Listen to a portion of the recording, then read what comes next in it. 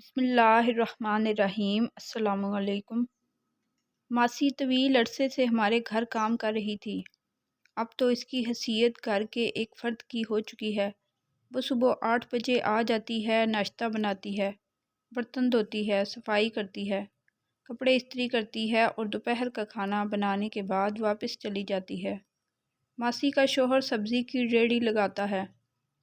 ثریا ان کی اکلوتی بیٹی ہے۔ میٹرک کرنے کے بعد آگے نہ پڑھ سکی اور اب 2 سال سے ہی ایک پرائیویٹ ہسپتال میں نرس لگی ہوئی ہے۔ 15,000 تنخواہ لگی ہوئی ہے۔ وہ ساری تنخواہ ماں کے ہاتھ پہ رکھتی ہے۔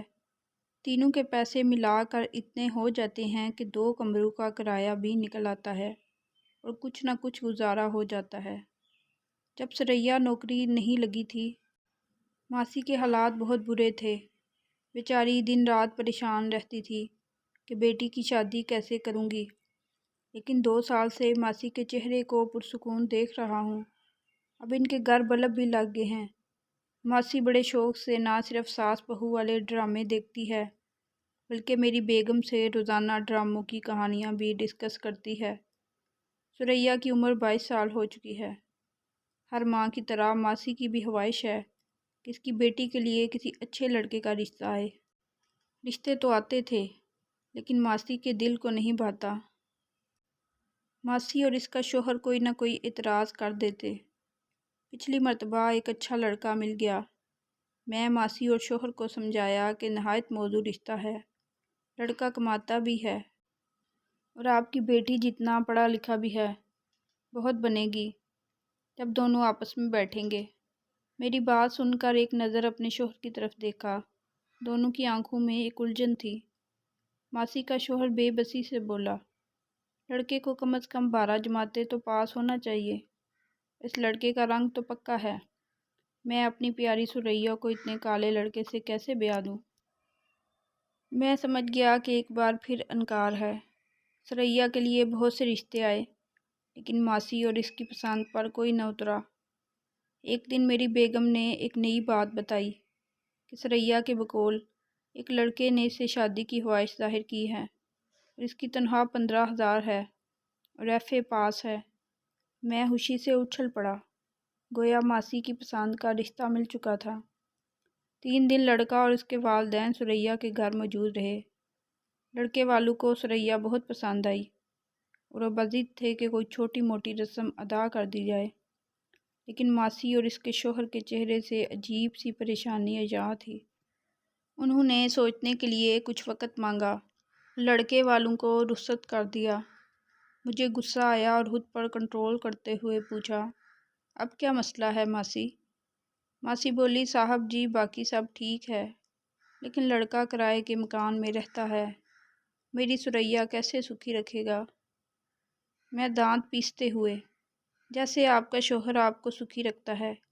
یہ سنتے ہی ماسی کی آنکھوں میں آنسو آ گئے۔ صاحب جی میں نہیں چاہتی کہ جیسی میں نے مشکل زندگی گزاری ویسے میری بیٹی گزارے۔ کچھ سمجھ نہیں آ رہا تھا کہ ماسی اور اس کا شوہر کیا چاہتے ہیں۔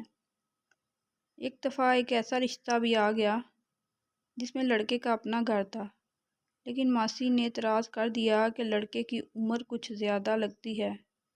ایک اور لڑکے کے بارے میں ماسی کی شکایت کی گئی کہ اس کو اینک کیوں لگی ہوئی ہے۔ ثریا کی عمر گزرتی جا رہی تھی، لیکن ماسی ایک آئیڈیل داماد کی تلاش میں تھی۔ ایک دن مجھے شک سا گزرا۔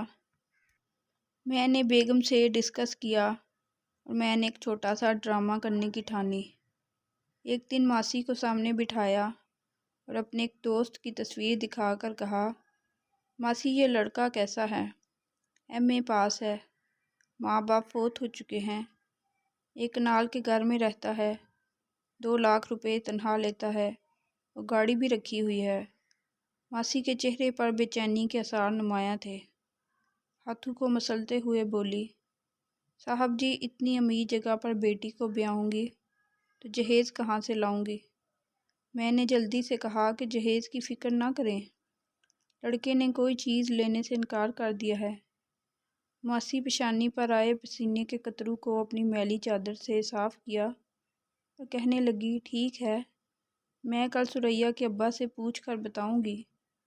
اگلی صبح جواب توقع کے عین مطابق آیا۔ یہ جواز پیش کیا گیا ہے، اس کو اور بڑی بڑی اچھی لڑکیاں مل سکتی ہیں، پھر یہ ہماری ثریا سے شادی پر رضامند کیوں ہے؟ ضرور کوئی عیب ہوگا۔ بیگم بھی الجھن کا شکار ہو گئی۔ کوئی سمجھ نہیں آتا کہ ماسی اور اس کا شوہر کس قسم کا داماد چاہتے ہیں۔ اس سے پہلے ہماری یہ پریشانی مزید بڑھتی، ایک دن ثریا نے ساری کہانی کھول دی اور اس کا پہلا جملہ ہی ایٹم بم تھا۔ سر جھکا کر بولی، میری شادی ہو چکی ہے۔ میں حیرت سے اچھل پڑا۔ یہ تم کیا کہہ رہی ہو؟ کب ہوئی اور کہاں ہوئی؟ اس کی آنکھوں میں کچھ ستارے سے جلملائے۔ وہ کچھ دیر خاموش رہی، گھبرائی ہوئی آواز میں بولی، میری جیسی اکثر غریب ملازمت پیشہ لڑکیوں کی یہی پرابلم ہے، مگر اس سے کئی 15,000 ہونے بھی بند ہو جائیں گے۔ میرے ماں باپ یہ بات زبان پر لانا نہیں چاہتے۔ میں یہ جانتی ہوں کہ وہ میری شادی میری نوکری سے کر چکے ہیں۔ یہ کہانی ایسی ہے کہ ماں باپ کے لیے ایک لمحہ فکریہ ہے۔ کہانی اچھی لگی ہے تو لائک اور شیئر ضرور کریں اور چینل کو سبسکرائب کرنا نہ بھولیں اور کمنٹ سیکشن میں اپنی رائے کا اظہار ضرور کیا کریں۔ شکریہ۔